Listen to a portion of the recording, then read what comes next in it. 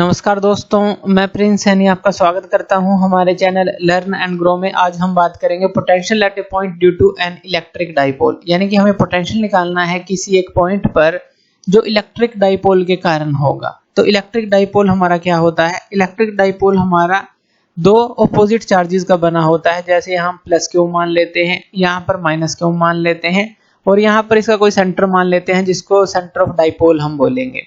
इन दोनों के जो बीच का डिस्टेंस होता है, ये कितने डिस्टेंस से सेपरेबल होते हैं? ये हमारे 2a डिस्टेंस से सेपरेबल होते हैं। ये पहले हम पढ़ चुके हैं सब। ये सेंटर ऑफ डाइपोल हो गया, जो बिल्कुल सेंटर में है, इसको हम O से डिनोट कर देते हैं। अब कोई पॉइंट P ले लेते हैं जहां पर हमें इसके कारण से पोटेंशियल निकालना है। तो यहाँ पर कोई पॉइंट आपने ले लिया P। अब इस सेंटर से, जो सेंटर ऑफ डाइपोल है, यहाँ से यहाँ तक की दूरी हम ले लेते हैं, मान लीजिए वो R है, पोजिशनल वेक्टर इसका। इसी तरह से प्लस क्यू से हम दूरी ले लेते हैं, ये हम मान लेते हैं कि ये हमारा R1 है। और इसी तरह से यहाँ तक की जो दूरी है, ये हम मान लेते हैं कि ये R2 है। तो इस तरह से हम जो है पोजिशनल वेक्टर जो है इसके मान लेते हैं कि R, R1 और R2 है। अब इसके अंदर देखिए, हमें जो डाइपोल मोमेंट होती है उसका फॉर्मूला भी पता है। तो वो क्या होता है? Q × 2a, ये फॉर्मूला होता है, ये भी हमें याद रखना है।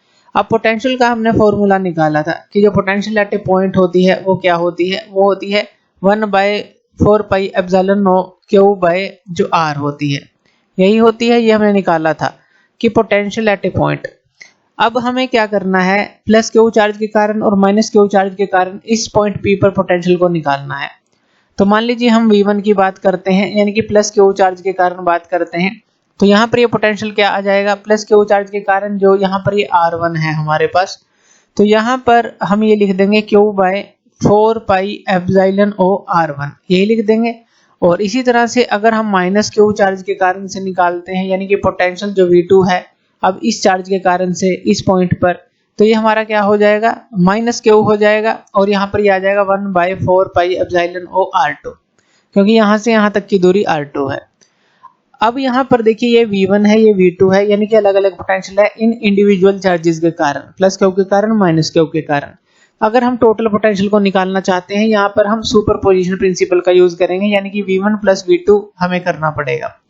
अब यहाँ पर जो V1 है, ये है हमारा Q/4 पाई एप्सिलॉन R1, और ये क्या है? Minus Q/4 pi epsilon R2। तो यहाँ से आप Q/4 पाई एप्सिलॉन को तो कॉमन ले लीजिए, दोनों में है।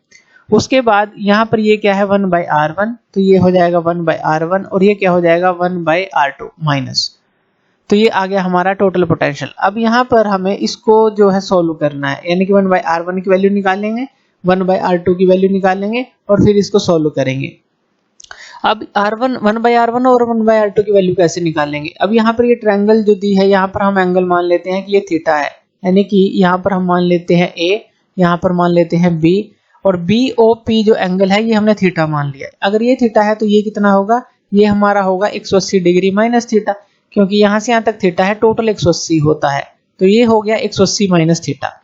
अब ट्रायंगल की बात करें BOP की, ट्रायंगल की बात करते हैं BOP की, जहां पर ये BOP जो एंगल है थीटा है। तो यहाँ पर लॉ ऑफ कोसाइन का हम यूज करेंगे, तो लॉ ऑफ कोसाइन का, और यहाँ पर भी लॉ ऑफ कोसाइन का यूज करेंगे। तो यहाँ पर जब हम निकालेंगे इसको, तो ये हमारे पास क्या आ जाएगा? अगर हम R1 का स्क्वायर की बात करें, R1 के स्क्वायर की, तो ये हमारे पास आ जाएगा, जो R1 का स्क्वायर है ये आ जाएगा R² + A²। A कौन सा है? अब यहाँ पे टोटल 2A है। अब सेंटर तक का हम देखेंगे, ये भी A होगा, O से B तक, और O से A तक भी A होगा, यानी कि 2A का आधा ऊपर और आधा नीचे, यानी कि A ऊपर A नीचे। तो R² + A², और यहाँ पर ये आ जाएगा हमारे पास -2AR cos थीटा, यही आएगा। ये हमारा लॉ ऑफ कोसाइन के थ्रू है, यानी कि जो R1 का स्क्वायर है, R² + A² -2AR cos theta, ये आ जाएगा। इसी तरह से हम R2² को भी निकाल लेंगे। R2² को, यानी कि अगर हम ट्रायंगल AOP की बात करते हैं, तो यहाँ पर ट्रायंगल आ जाएगी AOP, और R2² अगर हम निकालेंगे, ये क्या आ जाएगा? R² + A² -2AR cos। अब यहाँ पर कितना है? यहाँ पर ये एंगल कितना है? 180 डिग्री माइनस थीटा, तो ये आ जाएगा 180 डिग्री माइनस थीटा।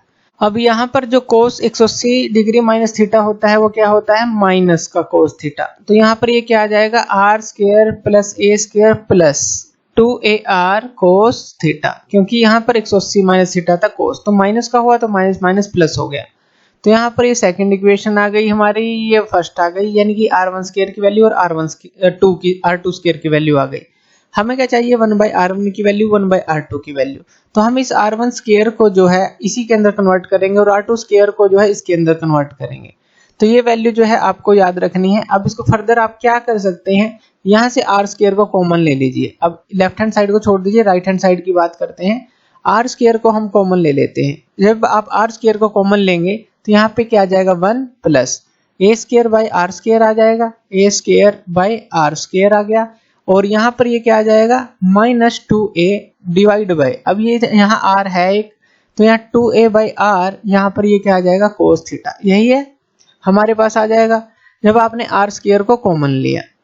अब यहाँ पर देखिए r स्क्वायर को कॉमन लेने के बाद हम यहाँ पर मान लेते हैं जो ये r है, यानी कि ये जो डिस्टेंस है o से p तक का, इस a से यानी कि o से b या फिर o से a तक का डिस्टेंस ले तो r जो है हम काफी ग्रेटर देन मान लेते हैं a से, यानी कि r बड़ा है और a जो है काफी छोटा मान लेते हैं। अब ये जो पोर्शन है हमारा ये तो नेग्लिजिबल हो जाएगा, क्योंकि नीचे जो है काफी बड़ी एक संख्या आ जाएगी, ऊपर बहुत छोटी संख्या है, तो ये नेग्लिजिबल हो जाएगा। तो यहाँ पर आप इसको ऐसे लिख सकते हैं, ये आ जाएगा r square 1 minus 2a by r cos theta, ये लिख सकते हैं। उसके अलावा ये यहाँ पर r1 स्क्वायर है, तो r1 का स्क्वायर है, यानी कि अगर इस स्क्वायर को आप उस तरफ ले जाते हैं तो यहाँ पर ये क्या हो जाएगा, ये r तो के ऊपर से स्क्वायर कैंसिल आउट हो जाएगा और इसके ऊपर 1/2 आ जाएगा।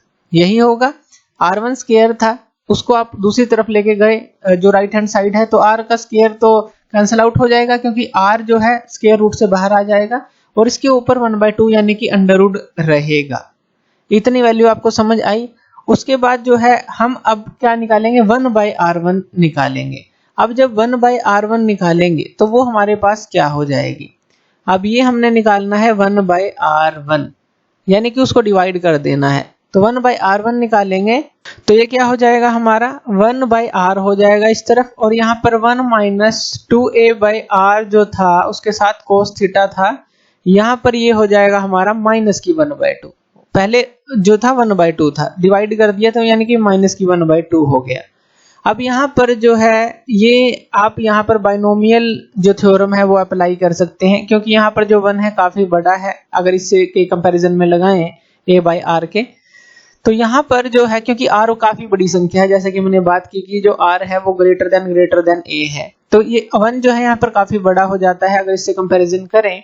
और यहाँ पर अगर हम बाइनोमियल थ्योरम को लगाते हैं तो 1/r ये आ जाएगा और यहाँ पे ये क्या आ जाएगा 1, ये माइनस 1/2 यहाँ पर इसके साथ मल्टीप्लाई होगा, जैसे कि यहाँ 1 माइनस 1/2 है और इनटू यहाँ 2 है, जैसे 2 है यहाँ, तो ये कैंसिल आउट हो जाएगा और यहाँ माइनस माइनस प्लस हो जाएगा, यानी कि 1 प्लस a/r कोस थीटा, ये हमारे पास आ जाती है 1/r1 की वैल्यू।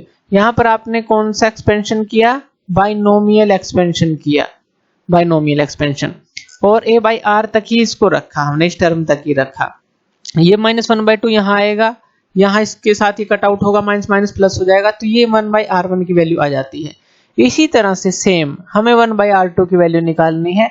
1/r2 की वैल्यू हमारे पास सेम आएगी, बस यहाँ पर क्या हो जाएगा, माइनस का a/r कोस थीटा हो जाएगा, यानी कि 1/r2 की वैल्यू हमारे पास क्या आ गई, ये वैल्यू आ गई। अब हमें पता है जो हमारे पास फॉर्मूला है उसके अंदर क्या है, v हमारा क्या था, v1 प्लस v2 था, यही था। और इसके अंदर हमारे पास क्या आया था, इसके अंदर हमारे पास आया था q/4πε0, और जो हमारा यहाँ था ये क्या था, 1/r1 माइनस 1/r2, यही था, ये हमने पहले निकाला था। अब यहाँ पर r1 की वैल्यू को पुट कर देते हैं, यानी कि q/4πε0 और 1/r1 की वैल्यू को पुट करेंगे तो ये क्या आ जाएगा, यहाँ पर ये आ जाएगा 1/r, यहाँ पर लिख लेते हैं 1/r, और यहाँ पर ये आ गया 1 प्लस a/r कोस थीटा, ये वैल्यू आ गई। इसी तरह से 1/r2 की वैल्यू को पुट कर देंगे जो कि ये है, तो यहाँ पर ये माइनस 1/r और यहाँ पे ये क्या आ जाएगा 1 माइनस a/r कोस थीटा, तो ये वैल्यू आ गई। तो हमने इन दोनों वैल्यू को पुट कर दिया यहाँ 1/r1 और 1/r2। अब यहाँ से देखिए जो 1/r है ये बाहर आ जाएगा, ये आप कॉमन ले सकते हैं। तो q/4πε ये r जो है आपने ये कॉमन ले लिया, तो ब्रैकेट के अंदर हमारा क्या रह गया 1 + a/r cos थीटा ये रह गया, और यहाँ ये -1 + a/r cos थीटा यही आ गया। यानी कि यहाँ 1 से 1 कैंसिल आउट हो गया और ये दोनों ऐड हो जाएंगे।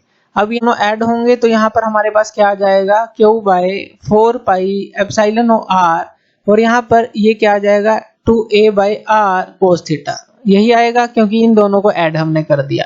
अब इस r को फिर से बाहर ले लेते हैं हम, और ये इस 2a को भी बाहर ले लेते हैं। यानी कि ये क्या आ गया q × 2a, इस 2a को बाहर ले लिया, ये r भी बाहर आ गया, 4πε r का स्क्वायर, और यहाँ पे ये cos थीटा आ गया, cos थीटा इस तरह से आ गया। अब q × 2a वो हमारा क्या होता है वो हमें पता है, वो p के बराबर हमारा होता है। तो यहाँ पर आप p पुट कर सकते हैं। तो यहाँ पर ये क्या आ जाएगा, सिंपल है, ये p cos थीटा आ जाएगा, डिवाइड में ये क्या आ गया 4πε r²। यहाँ तक क्लियर है। तो ये पोटेंशियल की वैल्यू आ जाती है, v जो है p cos थीटा 4πε r²। ये ध्यान रखना है आपको, जो वैल्यू आई है पास v की वैल्यू आई है वो यहाँ पर लिख लेते हैं। अभी हमारे पास क्या आई थी p cos theta divide by 4πε r², ये वैल्यू आई थी। अब यहाँ पर देखिए जो थीटा है, अगर हम थीटा की बात करें या कहें कि जो ये p cos थीटा है, आप इसको क्या लिख सकते हैं, p cos थीटा को आप इसको ऐसे लिख सकते हैं p.r, यानी कि r जो है वो यूनिट वेक्टर है, और ये r जो डायरेक्शन थी हमारी वो कौन सी थी, ये यूनिट वेक्टर है अलोंग द OP, यानी कि सेंटर से P पॉइंट तक, जो सेंटर ऑफ डाइपोल से P तक का हमने डिस्टेंस लिया था वो चीज है। तो यहाँ पर इसलिए आप p cos थीटा को p.r लिख सकते हैं, यानी कि r क्या है unit vector along the position vector जो हमारा सेंटर ऑफ डाइपोल से पॉइंट P तक था, ये भी हमें ध्यान रखना है। तो यहाँ पर जो v है आप क्या लिख सकते हैं, यहाँ पर ये आ जाएगा इस फॉर्म में p.r, इस फॉर्म में लिख सकते हैं, क्योंकि यहाँ cos थीटा है तो इसलिए p.r यूनिट वेक्टर हमने लिख लिया, 4πε r² ये आ गया। ठीक है। अब ये किसके लिए आया है, जब r हमने काफी ग्रेटर देन माना है a से, उसके लिए हमने निकाला था। तो ये भी हमें ध्यान रखना है कि इस केस के लिए निकाल रहे हैं। अब अगर हम बात करते हैं कि अगर थीटा को 0 ले लें, अब ये चीज हमारी पोटेंशियल की वैल्यू आ चुकी है। अब यहाँ पर हम बात कर लेते हैं कि जो थीटा है वो अगर 0 है, जैसे हमने ये यहाँ पर लिया था, यहाँ पर ये क्या था +q था, यहाँ पर ये -q था। अब ये जो थीटा हमने लिया था, अगर इसकी वैल्यू को हम 0 ले लें, यानी कि ये जो है सीधी हमारी हो जाए, डाइपोल के साथ सीधी हो जाए, तो v की वैल्यू सीधी हमारी क्या रहेगी, अगर थीटा की वैल्यू 0 है तो वो आपके पास आ जाएगी, जैसे कि अभी हमने क्या निकाला था p cos थीटा, ये निकाला था 4πε r², थीटा की वैल्यू 0, यानी कि cos 0 क्या होता है हमारा 1, यही होता है। तो इसीलिए यहाँ पर ये क्या हो जाएगा p/4πε r², अगर थीटा की वैल्यू आप 0 लेते हैं। अगर थीटा की वैल्यू पाई आप लेते हैं, यानी कि 180 डिग्री आप लेते हैं, तो वो क्या हो जाएगा, ये माइनस में हो जाएगा, यानी कि आप प्लस माइनस इसको लिख सकते हैं। अगर आप थीटा की वैल्यू 0 लेते हैं तो प्लस, और पाई लेते हैं तो माइनस, तो ऐसे हो जाएगा। यानी कि थीटा की अलग अलग वैल्यू आप पुट करके देख सकते हैं। इसी तरह से अब अगर आप थीटा की वैल्यू 0 या पाई लेते हैं तो वो इस एक्सिस पर आपको मिलेगा, ये जो पॉइंट है, ये जो है थीटा जो है अगर 0 लेते हैं ऊपर मिलेगा, ऊपर की तरफ, अगर पाई लेते हैं नीचे की तरफ, यानी कि प्लस और माइनस की वैल्यू होगी तो इसी एक्सिस पर मिलेगा। यानी कि ये जो है हमारा डाइपोल एक्सिस के ऊपर की बात कर रहे हैं, जब थीटा 0 या फिर पाई की बात हम कर रहे हैं। इसी तरह से अगर इक्वेटोरियल की बात करें, इक्वेटोरियल कौन सा होता है, जैसे ये हमारा डाइपोल है, ये +q ले लेते हैं, ये -q ले लेते हैं। डाइपोल जो है हमारा ये एक्सिस है और ये इलेक्ट्रिक डाइपोल है। अगर इक्वेटोरियल लाइन की बात करें तो ये बिल्कुल 90 डिग्री पर होती है, यानी कि अगर थीटा हम लेते हैं 90 डिग्री, यानी कि π/2 की बात करते हैं, तो हमारा जो ये चीज है ये 0 हो जाएगी, यानी कि cos 90 0 होगा तो पोटेंशियल हमारा 0 हो जाएगा। तो v की वैल्यू आ जाएगी 0, क्योंकि cos 90 0 है।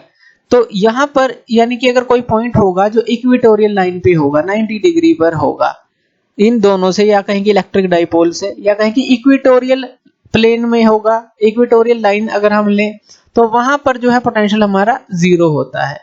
तो electric potential at any point in the equatorial plane of dipole is 0। तो ये आप कह सकते हैं। तो इस तरह से थीटा की अलग अलग वैल्यू को भी आप पुट कर सकते हैं, इस तरह से आप इसको निकाल सकते हैं। तो थैंक यू वीडियो देखने के लिए, और इसी तरह की वीडियोस के लिए आप हमारे चैनल लर्न एंड ग्रो पे हमें सब्सक्राइब कर सकते हैं। धन्यवाद।